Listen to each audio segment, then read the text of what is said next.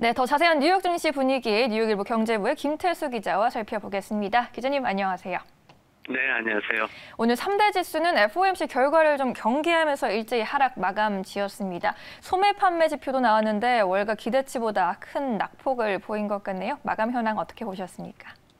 네, 시장에서는 다들 연준의 그 회의 결과에 주목하고 있는 모습인데, 제가 이제 소개해드릴 거는 뱅크 오브 아메리카에서 근본적인 그 문제에 대한 보고서를 하나 내놨습니다. 뭐냐면은 금리가 인상된다 그래서 주식시장이 무조건 급락을 한다라는 그런 공식은 사실 최근 시장에서 적용되지 않는데, 일시적인 상황이지 그건 또 다르게 또 해석이 될 수 있기 때문에 시장에서 뱅크 오브 아메리카는 근본적으로 3P라는 프로핏하고 포지셔닝 그리고 팔리시, 기업에서 지금까지 시장이 상승했던 근본적인 이유가 바로 기업 이익의 증가, 그리고 강력한 매수에 대한 의지들이 있었고, 그리고 정부와 연준의 재정 통화 정책이 투자자들에게 충분한 자금원을 공급을 했었는데, 여기에 대해서 시장에서의 기대치가 줄어들고 있기 때문에 앞으로 시장에서 이제 그걸 좀 주목을 해야 된다라는 보고서를 내놨습니다. 그래서 단기적으로는 우리가 연준의 어떤 회의 결과라든가 금리 인상에 대한 것들이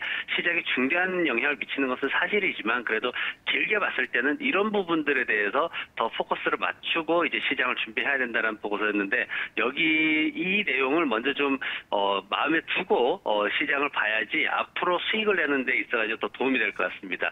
일단 경제지표 소매 판매가 안 좋게 나왔습니다. 지금 소매 판매가 2월 달에 마이너스 2.9% 기록하고 3월 달에 11.3% 급등을 했었거든요. 그리고 나서 4월 달에 0.9%로 굉장히 빠르게 또 둔화가 됐습니다. 그러나 이제 이 5월 달에 마이너스 1.3%로 하락을 했는데, 예상치가 마이너스 0.3%에서 이 마이너스 0.8%까지 좀 다양했습니다만, 이 모든 수치들을 넘어서 가지고 더 크게 하락을 했습니다. 자동차와 가스 쪽을 빼고도 마이너스 0.8%나 감소해가지고 시장에 좀 충격을 주는 모습이었고, 산업 생산 역시 기대치에 많이 못 미치는 모습이었습니다. 기대치가 연간으로 21% 상승하는 거였는데 16.3%에 그쳤고, 제조업 분야에서의 생산도 28%에 못 미치는 18.3% 수준에 그쳤습니다.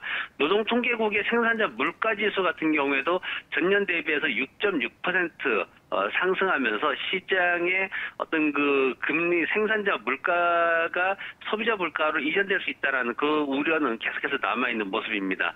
건축 시장에 대한 어떤 기대치가 10개월 내 최저 수준으로 떨어졌다라는 이슈가 있었습니다. 뭐냐면 전국 주택 건설협회에서 5월달 기대치를 발표를 했는데, 지금 6월달 기대치를 발표를 했는데 5월달 83에서 6월달에는 81로 떨어졌습니다.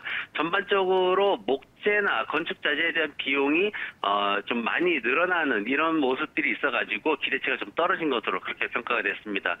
그나마 이제 시장이 중반으로 접어들면서 굉장히 또 호재가 나왔습니다. 앤드류 쿠오모 뉴욕 주지사가 오늘 이제 뉴욕 주에 남아있던 대부분의 활동 제한에 대해서 즉시 해제하겠다라고 그렇게 말을 했습니다. 지금 성인의 70% 이상이 적어도 1회 이상 접종을 마쳤기 때문에 뉴욕주에서는 이제 모든 경제 봉쇄 조치를 해제한다라는 거였는데, 이 부분이 점심시간 이후에 시장의 상승을 조금 주도하는 모습이었습니다. 또 하나는 이제 10년물 국채 수익률이 보합세에서 계속 머물러 있는데, 지금 보면은 최근 1개월간 마이너스 8% 이상 하락하는 상황입니다. 그리고 6월 들어서 이제 1.5% 수준에서 안정세를 유지를 하고 있는데, 이런 모습에서 시장의 분석가들은 어떤 연준이 이번 회의에서 금리를 인상한다거나 이런 것들에 대해서는 아마 없을 것이다, 이렇게 확신하지 않나 하는 그런 안도감이 좀 확산이 됐습니다. 네, 기대치보다 경제 지표가 좀 부진하게 나왔습니다. 이 와중에 이제 유가가 상승하면서 에너지 업종이 2% 가까이 상승했고, 반면에 기술주 약세를 보였습니다. 업종별 분위기 어떻게 해석할 수 있을까요? 네, 오늘 크루드 오일이 72달러 24센트를 기록을 했습니다. 2% 가까이 상승을 했는데, 굉장히 2년 내에 최고치를 기록하는 모습이었고요. 그러다 보니까 정유산업이 2.1% 상승했고, 에너지 장비 산업도 1.2% 상승을 했습니다. 굉장히 에너지 쪽에서는 앞으로 굉장히 좋은 소식들이 많이 나오고 있죠. 수요도 회복될 거고, 그리고 이란과의 어떤 핵 협상에 미국이 적극적으로 나설 것이다, 또 이런 소식이 들리면서 이런 상황이 계속 이어지고 있습니다.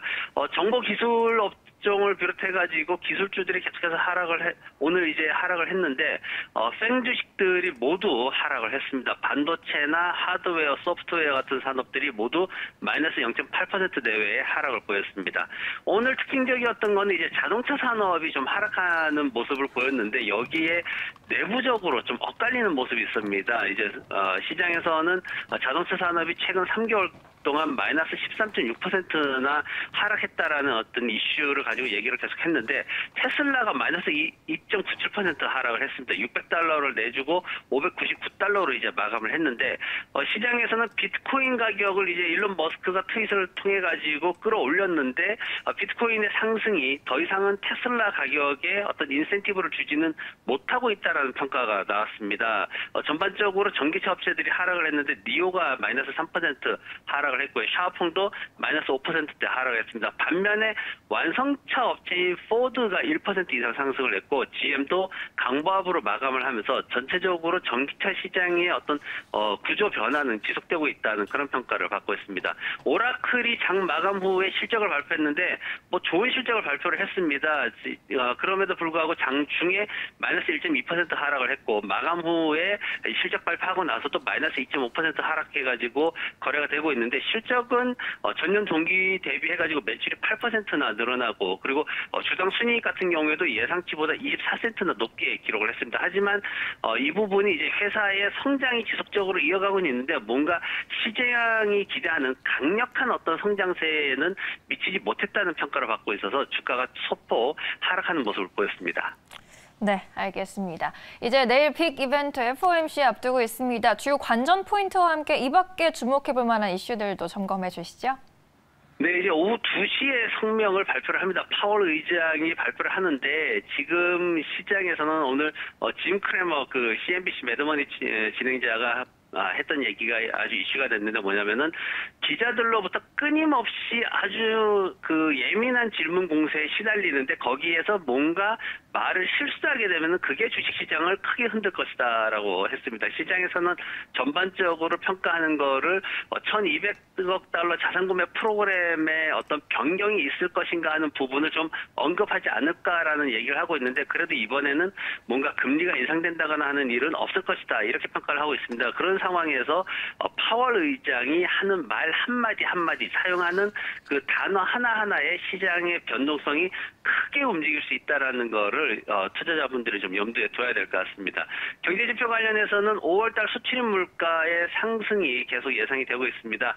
최근 5년 내 최고 수준으로 지금 치솟고 있다라는 평가가 되고 있는데, 다만 이제 금융위기 이후나 2012년도 수준에는 미치지 못하고 있어가지고 아직까지 시장에 큰 영향을 미치지 않고 있는 상황이고요. 건축 허가 같은 경우에는 5월달에 0.9% 상승할 것으로 기대를 하고 있습니다. 지금 1월달 고점 찍고 나서 계속해서 하락세가 좀 보이고 있는데, 5월달 목재 가격이 좀 하락하고 있다라는 그런 이슈가 있어가지고 이번 5월달 건축 허가 건수가 상승하면서 소폭 반등할 것을 기대를 하고 있습니다.